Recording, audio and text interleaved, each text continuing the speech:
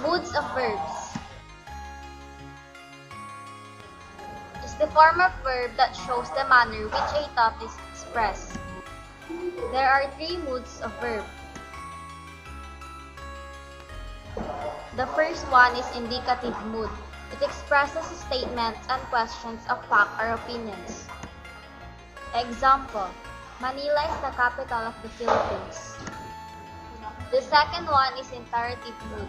It expresses command, prohibition, request, or advice.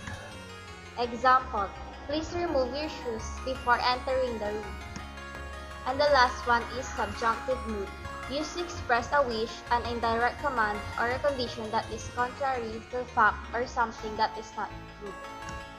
Example, she suggests that Joe work full-time from Saturday.